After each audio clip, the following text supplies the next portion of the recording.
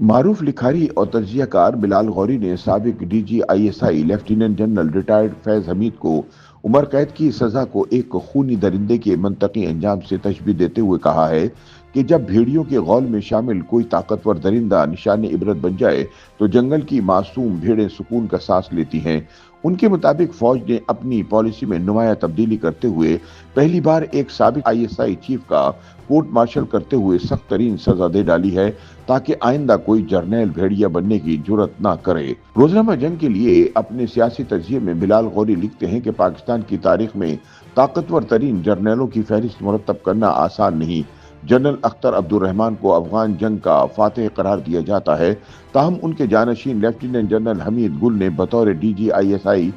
شہرت حاصل کی۔ انہیں عالمی سطح پر جاسوسی کی دنیا کا بادشاہ کہا جانے لگا۔ بلال غوری کے مطابق جنرل ضیاء کی ہلاکت کے بعد جنرل حمید گل نے قاتلوں کی تلاش کی بجائے سیاسی بندوبست کو ترجیح دی اور اس فکر میں مبتلا رہے کہ جنرل ضیاء کی نظریے کو کس طرح برقرار رکھا جائے۔ بلال غوری نے شجاع نواز کی کتاب کراس سورڈز کا حوالہ دیتے ہوئے لکھا کہ امریکی سفیر رابرٹ اوکلے اس خدشے کا اظہار کر چکے تھے کہ کہیں army chief general Aslam Beg general Hamid Gul کے مشورے پر عام انتخابات ملتوی نہ کر دیں، کیونکہ جنرل حمید گل کا موقف تھا کہ انتخابات کے لیے حالات سازگار نہیں اور پیپلز پارٹی کامیاب ہو جائے گی۔ جب انتخابات ملتوی کرانے کی کوششیں ناکام ہوئیں تو جنرل حمید گل نے بے نظیر بھٹو کا راستہ روکنے کے لیے دائیں بازو کی جماعتوں کو یکجا کرنے کی کوشش کی۔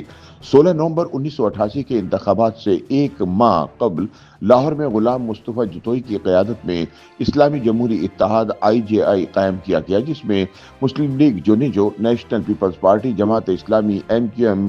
جے U I, Nizam Mustafa group, مرکزی جمعیت اہل حدیث، لکھوی گروپ سمیت کئی جماعتیں شامل ہوئیں، جبکہ جے یو آئی، فضل الرحمان، جے یو پی، اے این پی اور پختونخوا ملی عوامی پارٹی نے اس اتحاد میں شامل ہونے سے انکار کیا۔ بلال غوری کے مطابق سینئر صحافی اظہر سہیل نے اپنی کتاب ایجنسیوں کی حکومت میں لکھا ہے کہ پیپلز پارٹی کو قومی اور صوبائی اسمبلیوں میں مجموعی طور پر 70 نشستیں دینے کا فیصلہ کیا گیا تھا، تاہم تمام تر کوششوں کے باوجود پیپلز پارٹی قومی اسمبلی کی 207 میں سے 93 نشستیں حاصل کرنے میں کامیاب رہی۔ آئی جے آئی کو 55 جبکہ ایم کیو ایم کو کراچی اور حیدرآباد سے 13 نشستیں ملی۔ غلام مصطفیٰ جتوئی اور محمد خان جنیجو کی شکست کے بعد میاں نواز شریف پنجاب کے وزیر اعلیٰ بنے، جبکہ بے نظیر بھٹو ملک کی پہلی خاتون وزیر اعظم منتخب ہوئیں۔ بلال غوری لکھتے ہیں کہ جنوری 1989 سے جنرل حمید گل نے پیپلز پارٹی کے سندھ اسمبلی کے ارکان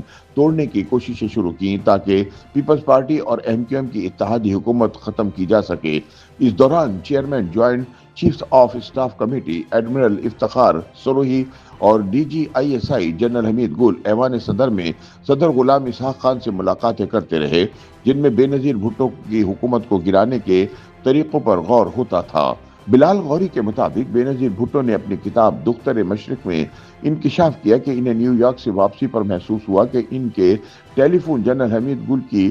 براہ راست نگرانی میں ہے۔ ایک موقع پر سیکرٹری دفاع سے بات کے فوراً بعد جنرل حمید گل نے انہیں طلب کر کے بتایا کہ وزیر اعظم میٹنگ کی تفصیلات جاننا چاہتی ہیں۔ شجاع نواز کے مطابق جنرل حمید گل پر یہ الزام بھی عائد کیا گیا کہ سعودی عرب سے عورت کی حکمرانی کے خلاف فتویٰ دلوانے میں ان کا کردار تھا۔ بے نظیر بھٹو کو یہ رپورٹس بھی ملی کہ ان کی حکومت گرانے اور حتیٰ کہ انہیں قتل کرنے کی سازشیں بھی زیر غور تھیں، تاہم ان دعووں کی تصدیق نہ ہو سکی۔ بلال غوری لکھتے ہیں کہ جنرل حمید گل نے کئی مواقع پر آئی جے آئی کی تشکیل کی ذمہ داری قبول کی اور یہاں تک کہا کہ اگر کوئی ہمت رکھتا ہے تو ان کا کورٹ مارشل کر کے دکھائے۔ بعد ازاں 1990 میں لیفٹیننٹ جنرل اسد درانی کی جانب سے سیاست دانوں میں رقوم تقسیم کرنے کا معاملہ سامنے آیا۔ اصغر خان کیس میں سپریم کورٹ کا فیصلہ بھی آیا مگر عملی کارروائی نہ ہو سکی۔ بلال غوری کے مطابق بعد کے ادوار میں آنے والے آئی ایس آئی کے ڈی جی کی فہرست طویل ہے، مگر لیفٹیننٹ جنرل ظہیر الاسلام اور لیفٹیننٹ جنرل شجاع پاشا کے ادوار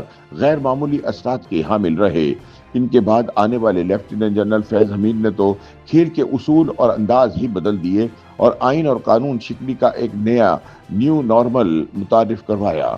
بلال غوری کے مطابق اب فوج نے اپنی پالیسی میں واضح تبدیلی کرتے ہوئے ایک سابق ڈی جی آئی ایس آئی کو عمر قید کی سزا سنائی ہے، جو بقول ان کے جنگل کے بے ضرر باسیوں کے لیے یقیناً ایک اچھی خبر سمجھی جا رہی ہے۔